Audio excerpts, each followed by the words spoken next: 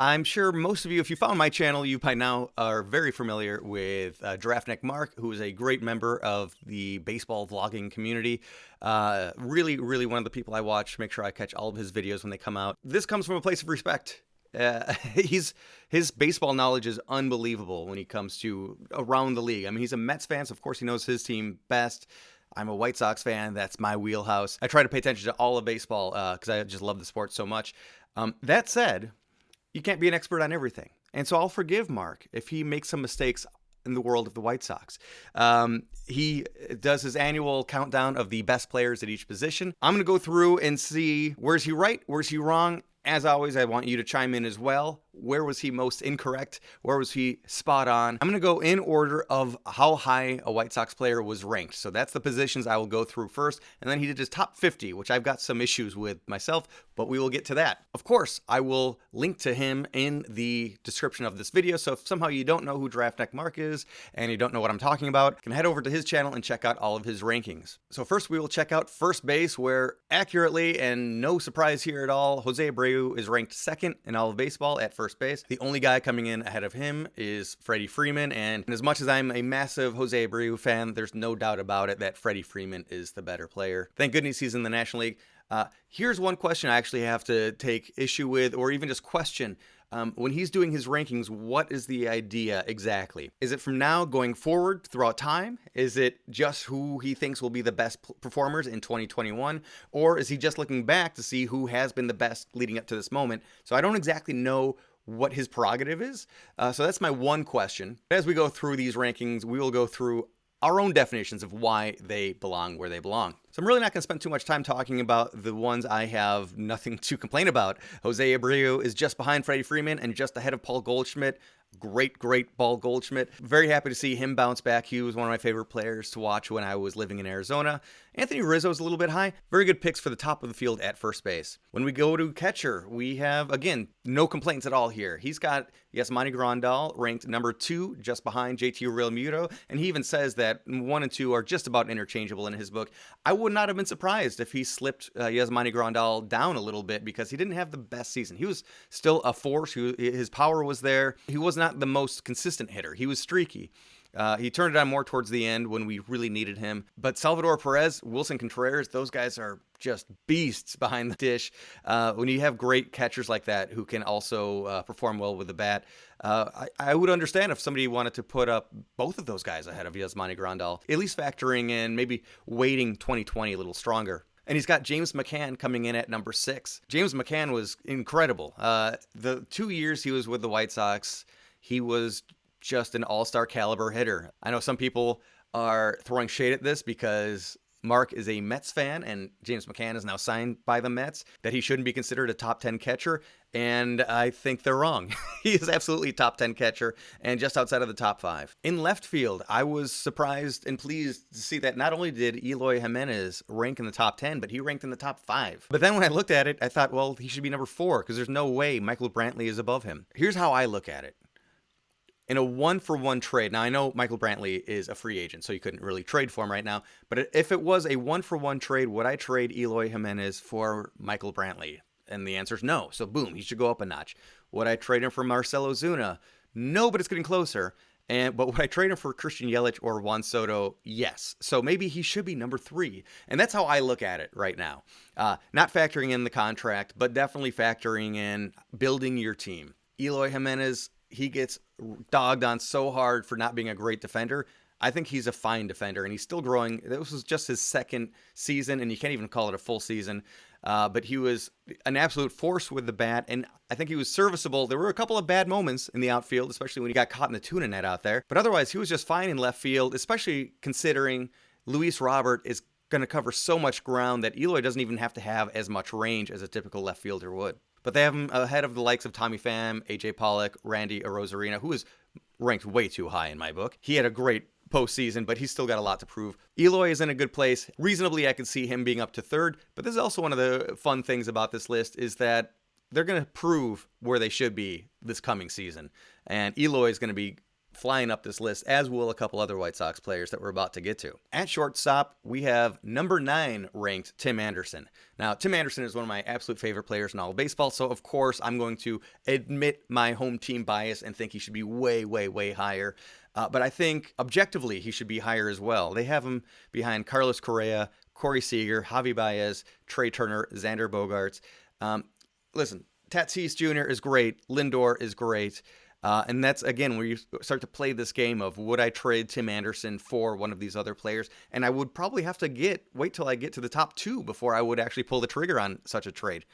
Javi Baez had a down year. He will bounce back. He's one of the most exciting players in all of baseball. Tremendous defender, even though his bat was terrible. And again, Tim Anderson got dogged on for not being a great defender, but I thought he was very good, very improved as well. Making a comparison to Javi Baez, Tim Anderson has gotten really, really good at making those quick tags when trying to tag an attempted base stealer. So that has been a fun part of his game to watch develop. And so while you might say, yeah, I would trade Tim Anderson for Fernando Tatis Jr. if San Diego for some reason made that trade offer.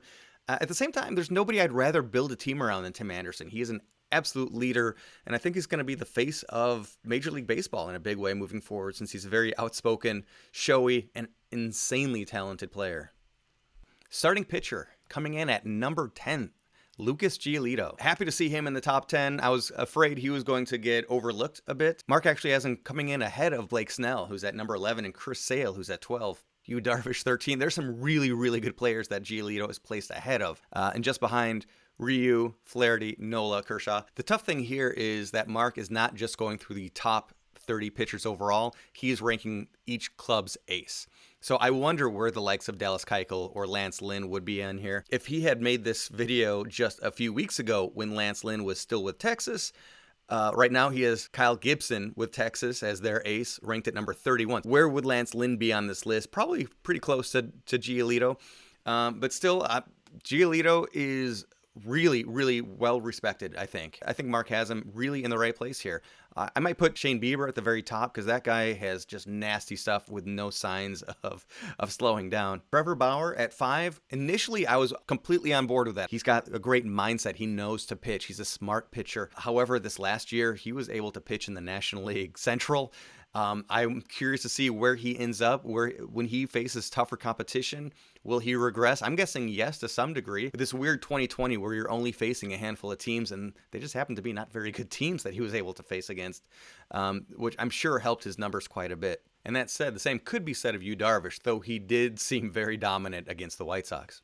Designated hitter, instead of going for one in each team, he just looked at the American League and put Edwin Encarnacion at number 11, which is probably a fairly good spot for him. He's ahead of Miguel Cabrera. Edwin just had, I think, a very unlucky season. Yes, he's an aging slugger in his decline.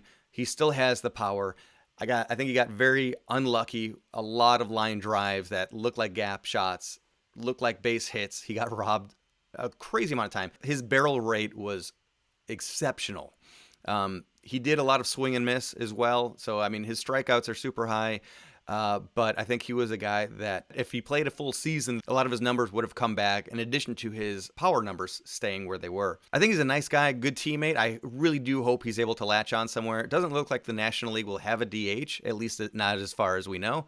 But if that happens, he's going to find a place in a National League team as their DH. And I think for a price of $5 to $6 million for his salary, he will provide a lot of value for a team.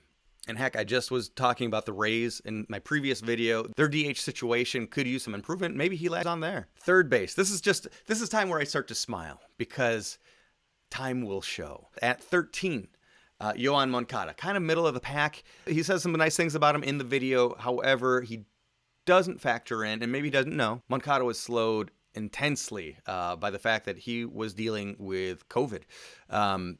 It completely fatigued him. It was hard to watch this 25-year-old guy just not be able to do things. He got COVID. He came back from it, but the fatigue lingered with him all year long. I would love to get an update on how he's doing during the offseason, how he's recovering, if he's feeling 100% yet.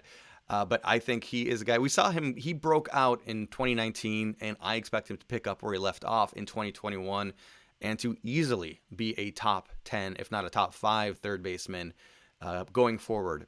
in center field. More big laughs to go around as Luis Robert gets saddled with number 14 behind Ian Happ of the Cubs and Jackie Bradley Jr., Aaron Hicks, Starling Marte of Miami. Even behind Lorenzo Cain, who is a very good player, a very great veteran player, but has been absolutely on a downward trajectory lately. The reason that Mark gives is that Luis had a great first month and a terrible second month. Not to make excuses for anybody, but to try to explain or understand what's happening. I believe that he really pressured himself. He wanted to win Rookie of the Year so bad that when it was a neck-and-neck race with Kyle Lewis, he began to choke. It's unfortunate that there's still some growth to do. He is a rookie after all. And the interesting thing is that people don't acknowledge right now when they say that Robert had a great first half and terrible second half is once the pressure of the Rookie of the Year race was over, he was amazing again. He had a great postseason. It was a short 3-game sample, but he also looked loose in the field. He looked to be having fun. He looked to be his old self. I really do think Luis Robert is going to be, or Luis Robert, as you wish, is going to be shooting up this ranking list so fast. And yes, maybe he will be the guy that one day, not immediately, but one day unseats Mike Trout as the best player in baseball. And I do have another video coming up very soon just about Luis Robert, about his contract. We take a very, very deep dive at the numbers. So if you like looking at the business side of baseball, there is going to be something on your wish list coming up. A very, very extensive deep dive with a lot of comparables to other contracts throughout history. And an examination of just how savvy the White Sox were to make this record contract to a player who had never had a major league at-bat. The number we're sliding all the way down to now is number 16, and that is for Nick Madrigal. I think that is a fair assessment. This is a young prospect that made his big league debut in 2016. Not a guy who hits with a lot of power, but a guy that hits a lot. He did go down with an injury for a little bit this year after a bad slide into third base that kept him out of action long enough that he actually is still considered a rookie for this coming season. I'd have to imagine that he's in the running for Rookie of the Year, because how many other rookies might get 200 hits in their first season? This is presuming that he will play from opening day on, which I anticipate that he will.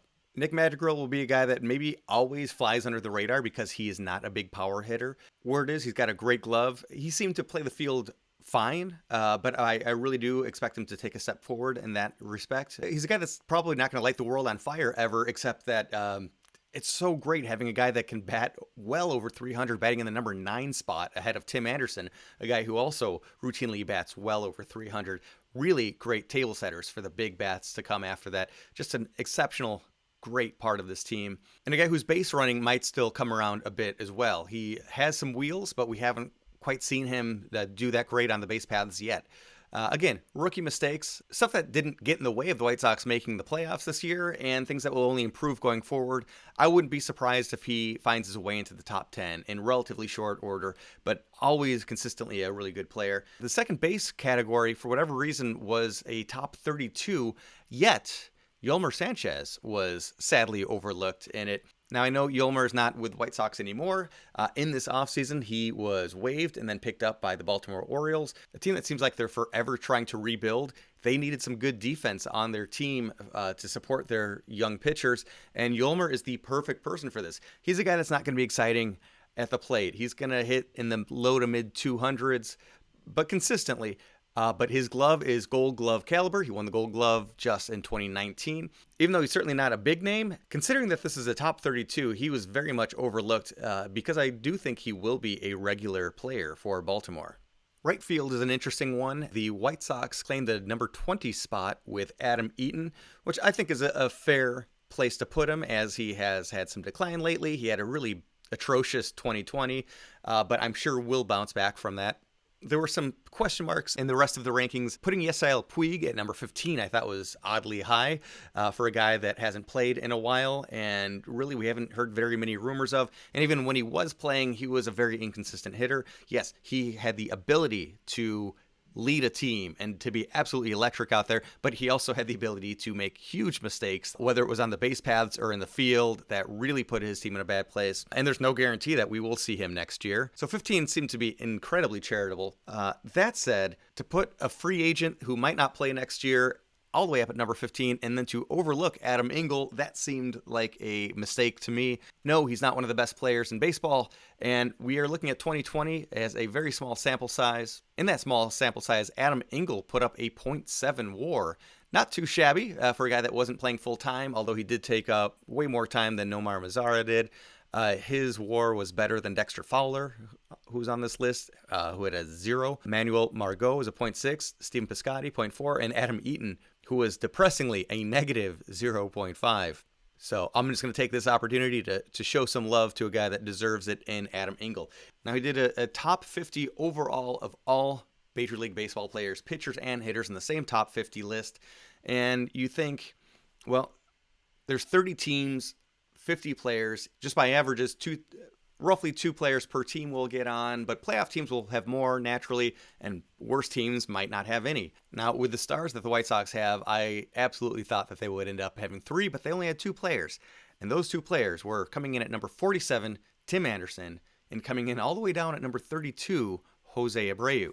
Abreu's ranking, especially coming off an MVP season, seemed to be one of the things that lit up the comments on the YouTube page, not even just by White Sox fans, but by a lot of people that said, how is he an MVP and he's coming in at 32nd place? I was also very surprised to see that Trevor Bauer came in at just 39th place. I really felt he should be up much higher on this list.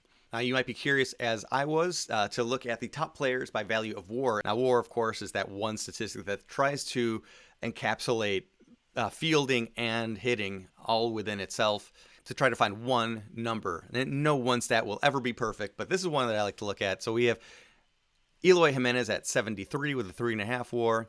Jose Abreu is way lower than I thought he would be. He's at 54th with a 4.5. He's another guy whose defense gets looked down on a lot, but he's actually not that bad. He's a pretty good, at the very least, a league average first baseman.